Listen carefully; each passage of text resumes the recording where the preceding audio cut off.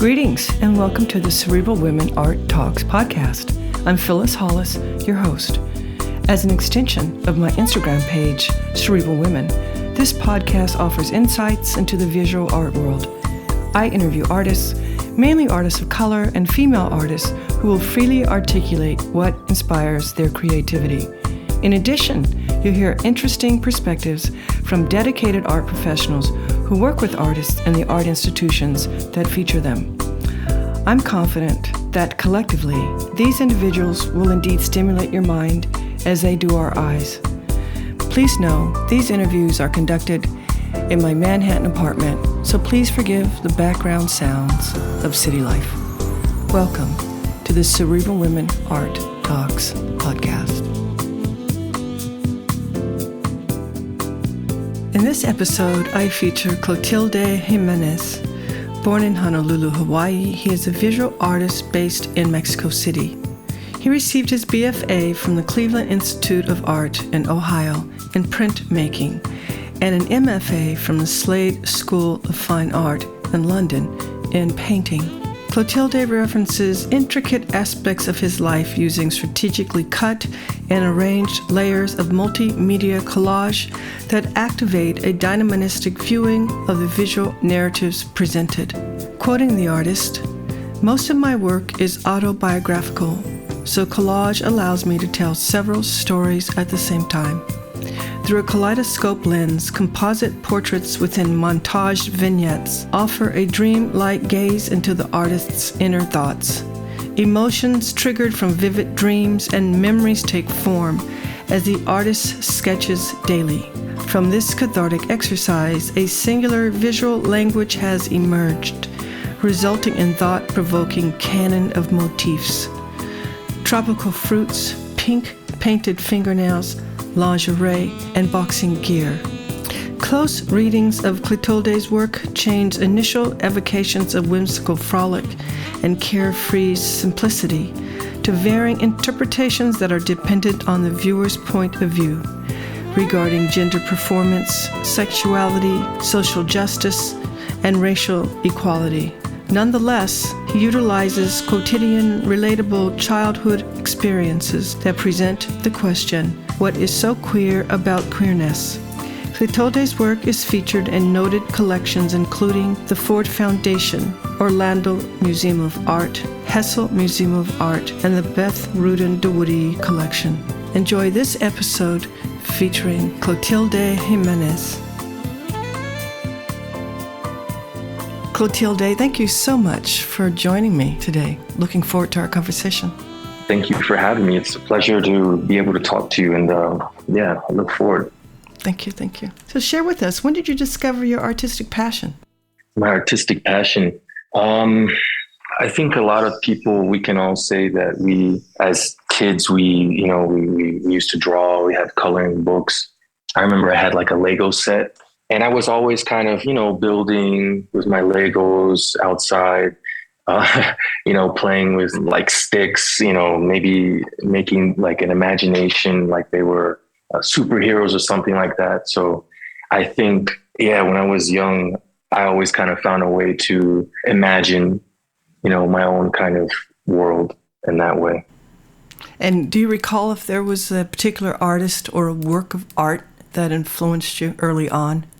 Early on, honestly, I didn't know a lot about art growing up as a kid because I don't think art as I know it now, the history of art or contemporary art, it just really, honestly, wasn't accessible to me as a kid. I grew up in Philadelphia in the early 90s. I was born in 1990.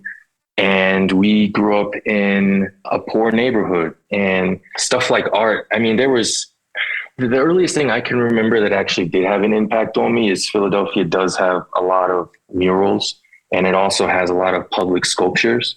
And I do remember being in the backseat of my mom's car and just like kind of gazing at like these large murals that they would paint on the side of houses to kind of give new life to certain neighborhoods, or climbing on top of the bronze sculptures.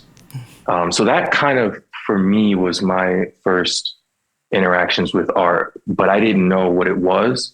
But it did make me, I don't know, it did kind of make me think a little bit differently. So I knew it was special, but I didn't really consider it. I didn't really know what I was looking at the time.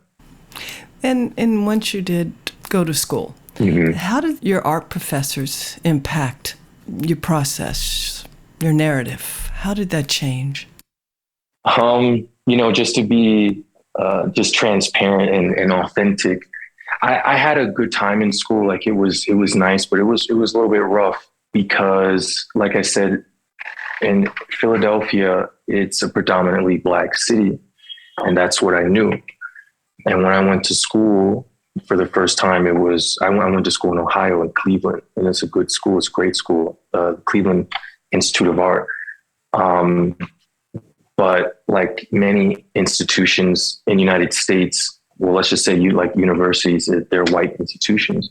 So I was kind of I was in this new environment where I think art schools, it's interesting because you're young, you're expected to kind of make something about, feelings you have, but you don't really know because you're 18 or 19 years old and you're not really experiencing the world and you're vulnerable. And so when I was in school, a lot of my professors, I think they had good intentions and they wanted to have certain dialogues with me, some of them, but not all of them could. So I was frustrated and I had to kind of seek out there was really two professors that I can remember, one by the name of Dr. David Hart, and the other was Dr. Rita Goodman. And one taught me more about, I don't know, social politics such as race. He's a Black professor. He also is gay. The other one told me about feminism. She's lesbian and told me about gender studies. And that really helped me. But I felt a little lost early on, and I kind of had to form my own community, seek out certain alum from the school and talk to them. Yeah, it was a little rough, but I found my way. I don't really regret anything. I guess that's life, Yes, it is. You move up and on. Yeah. So let's talk about your practice. How would you define your practice? My practice. I would define my practice as, personally, I would define it more as kind of a memoir for myself. It evolves as I grow as a person. It is multidisciplinary. It's multilingual. It's many things, has many facets, just as we have. I make collages, work on paper, paintings, drawings, bronze sculpture, ceramics. I just have a lot of interest. I consider myself an artist, not so much a painter or a this or that. I just have ideas, and I have thoughts, and just like everyone else. But I don't know. I don't like to put myself in a box because I believe that certain artworks, how can I say this? I think that sometimes for me, it's best if I let the idea guide the medium. And so certain artworks, for example, I could do in a collage, but maybe a sculpture or something else could just work better, So, that's how I would define my practice. I wouldn't say it's all over the place, but I hope, one day, like, for example, like when my time comes and, and hopefully I'm an old man and I die, people can look back at my body of work and kind of see the different chapters in my personal life as they are and as I grow it in my work. How would you define Black art? Black art. I would say Black art for me is synonymous with Black culture. You know what I mean? One has to kind of understand and know, and perhaps even like be a part of that culture. Black art, that's to me what it is. It speaks on our lives, our dreams, our hopes, our fears, our story. I mean, that's how I would define it. I mean, I think that's a really good question because not to stir the pot or anything, but it's like then I think to myself sometimes, do you have to be Black to then check those boxes? Because perhaps you are of a different race, but then you still know the culture because that's where you grew up. I don't know. Perhaps it's not for me to decide, but for me, it's Black culture. I'm a part of that culture. That's great. So share with us, what type of materials do you use in your work? In my work, well, in my collage work, I use paper cutouts, a lot of found material. I mean, my studio it's organized, but it's just a lot of stuff I've been saving over the years from magazines, a lot of fabrics from Asia, or Africa or Latin America, just anything. I mean, the way I kind of started in collage, I didn't really have any kind of formal background in it because I studied printmaking actually in undergrad, and in grad school I studied painting. So the way I kind of got in collage was like, if I can cut it out and somehow glue it to a surface, then that's what I'll use. So I have a lot of different materials from, like mattress and materials to tissue paper, to a lot of different things. I guess that's what I can say about my collage. And how do you keep learning? It's a good question. I try to keep learning by not staying too comfortable. And I'm not so sure that's the best technique. I have my doubts, but it's working for me. I just don't know. For example, I think as an artist or just as a person, I think just as people, we can adapt to a situation, an environment, and we can become comfortable. But to push myself as an artist and to tell the kind of stories I want to tell in the most authentic way, I like to challenge myself with just really thinking not outside of the box, but just dismantling the box completely and throwing it in the trash. There really is no box. And again, go back to square one, start with the idea, and how can we see this through? How can we realize, I mean, I don't want to give future projects away, but I'm looking into to different mediums from to even maybe theater. You know what I mean? Like, I don't know anything about it, but I do love watching it. I love experiencing it. And I have ideas in that realm. And so even though that's uncomfortable for me, I think that's good because I can grow from that and I can keep learning in that way. Yeah. And just talking to just different people in different environments and just learning, kind of like a sponge, just soak it all in. Not everything I realize I can use. Not everything is going to be positive. But I think sometimes that's when you might need some wisdom to kind of filter out the good from the bad or you know what I mean? Yeah, I try to just expand my reach, navigate different circles.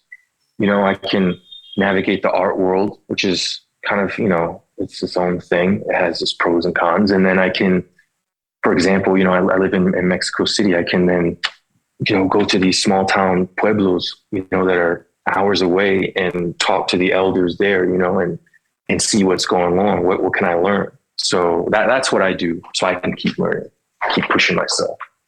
So what is your studio like? How does it look and feel? My studio, I love it.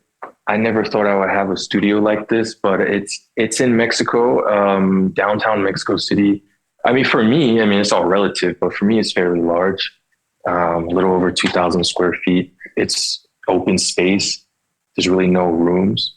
It kind of has like this warehouse kind of feel to it, tall ceilings. I hope to have you over one day. You can come see for yourself. That would be great. You're committed. Yeah, it's just my space. It's my haven, I'm trying to set it up where anyone who comes, we can sit, we can talk, we can enjoy, a nice, cocktail or drink, and read some books, look at the art. It's just it's like my oasis, of art and, I don't know, ideas. It's a place of ideas. Really good sunlight, large windows. I'm blessed to have it. I really am. Yeah, it's nice. And do you listen to music while you're working? I do. I can't imagine a person who doesn't, I don't know how that would be. I listen to music. I kind of listen to the same music, like the same album, working on a few works, almost like a meditation in a way. It can range from jazz to hip hop to opera, to it's all over the place. 80s, Soviet synth, it's just crazy. Yeah, but I always have music. I have an assistant that helps me. I kind of think she might be getting tired of some of the music that I always listen to the same. Yeah, but when she leaves and it's just me, I tend to listen to actually a lot of opera, like a lot.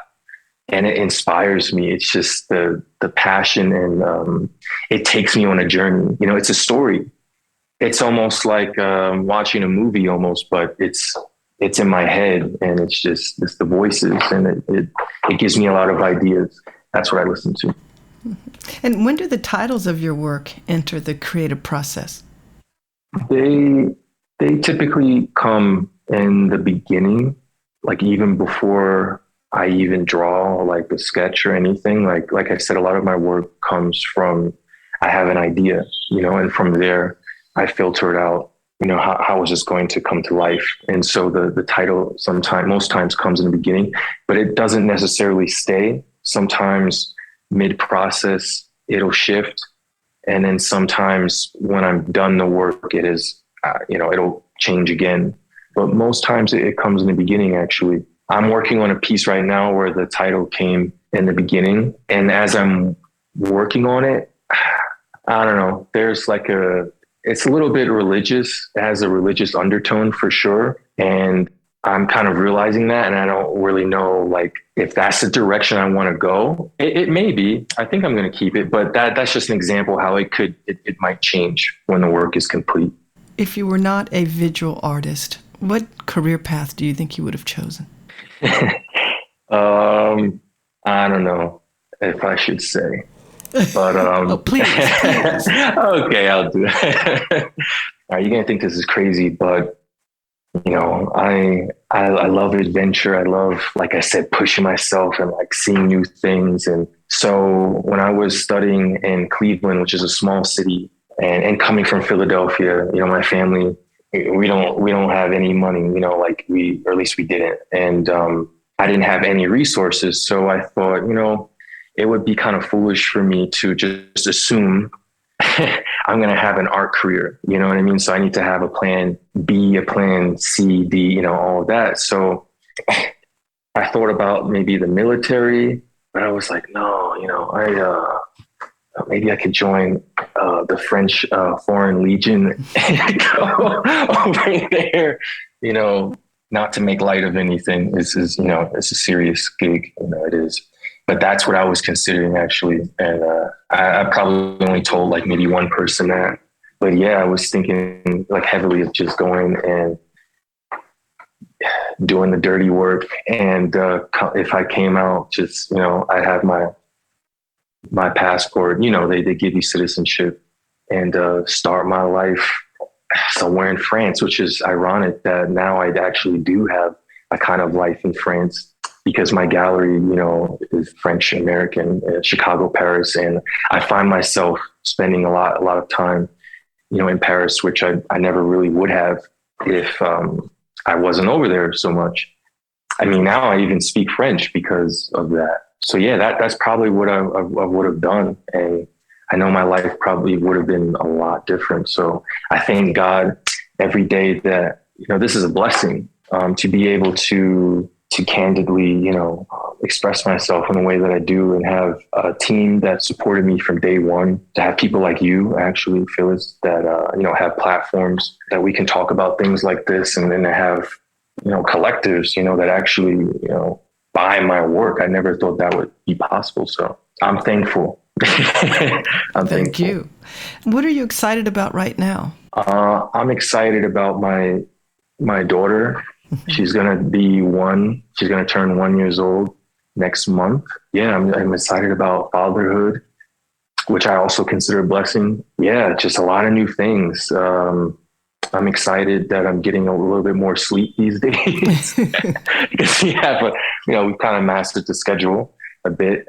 We've got some new projects coming up, some new ceramic projects that I have literally no idea how I'm going to do it. But that, going back to what I said, I just push myself, and it'll see itself through. But I'm excited to start that next month. Yeah, I'm just in a new chapter, I think, in life of just new beginnings, new things coming up, and I don't really know how they'll look and how they'll be, but I'm excited to start them. That's great. And when you're working, do you ever think about who your audience is and how they'll feel or be inspired by what you create? Yeah, I think a lot about myself when I was a kid, like 5, to 10 to teenager. And I think about those kids that were like me, and even kids that are not like me, just youth in general. When I graduated undergrad, to support myself, actually, I was going to say I was teaching, but I was actually teaching when I was studying. I taught 6th grade, 8th grade, and 11th grade art at a inner city school in Cleveland. And man, it just brought me back to my childhood. A lot of things I kind of ran from, some traumas, insecurities, and I was able to kind of literally be right back in those environments. But as an adult, a young adult, but I had some perspective, and I was able to give back and have certain discussions with the kids. I also taught like 5-year-olds at a museum, the Cleveland Museum of Art, on the weekends. But that was like a different crowd, but they also taught me as well. So when I'm working, that's who I think about. I think about the people who kind of, I'm talking about certain subjects of, sexuality, blackness. I will say masculinity, but it's more black male masculinity. How will we say? I guess I will just say Latinidad, which is like Latin American, culture. And it just seemed there was, at least where I was in life and my neighborhoods and my culture, there wasn't a lot of voices, positive voices that were teaching. There was a lot of negative and ideology, like toxic masculinity. But that's what I think my audience is. And everyone else that comes along and is able to get something from my work is just a bonus, really. Yeah, but I think about the younger generation. What are the most substantial challenges that you've encountered as an artist? Challenges. Do you ever get something equivalent to a writer's block? No, I don't. I did maybe when I was in undergrad, so like 18, 19, 20, I decided to, instead of maybe talk about something that I didn't really know that well, which would cause me like this writer or artist block, I would just kind of be an open book and not so much talk about stuff I did know, but just ask questions and just be vulnerable. And I think that vulnerability has helped me not get those kind of artist blocks anymore, because it's my life. I know what's happening in my life. I know the good, the bad, the ugly. It's just, I've decided to put it onto the canvas in a way. And so I guess the big decision for me is like, am I going to do it? Like, how much do I want to throw out there publicly? And how can I do it in an elegant and meaningful way? Does it have to be elegant? Not necessarily. So the sky's the limit for ideas and new works and new. It's just, how are we going to do it? That's what I asked myself, how. So, but it's hard to get to that point. It's scary. At least it was for me, because not everybody wanted to listen. I didn't really know how to speak about certain things at the time. But I've grown a lot since then. And it really has diminished that kind of artist block. That's good. I'm happy for you. So this has been a great interview, and I'm going to ask you one more question, and it is, what do you feel is the purpose of art? And as an artist, what is your role? I think the purpose of art kind of goes back a little bit to what I said about Black art, where it's a part of our Black culture, and it serves to tell our story in whatever way that is, or tell a story to where we want to be as a people, or where we are now. And I think kind of personally, that's a hard question, because it really depends on who you ask. But as for me, that's the way I treat my practice. And it's to be a note taker, of the times I live in. And I really hope I'm doing a good job at that. Yeah, I kind of think that's the purpose of the artist. That's how I look at it, is I've been given an ability and an opportunity to do this. So that's what I want to do with it, is just describe our times, our everything. So we have something to look back to, and to, I don't know, I'm at a loss for words for this one, but it's a heavy question.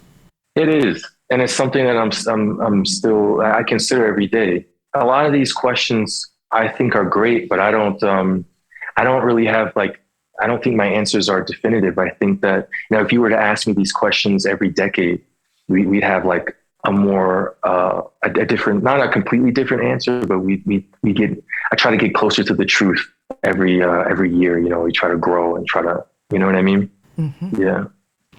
Well, thank you for the work you do. We need it. Art will save us, as they say. Well, thank you for having me and having this discussion. Thank you. Thank you. Thank you for listening to Cerebral Women Art Talks podcast. For additional content, please visit cerebralwomen.com and be sure to follow Cerebral Women on Instagram.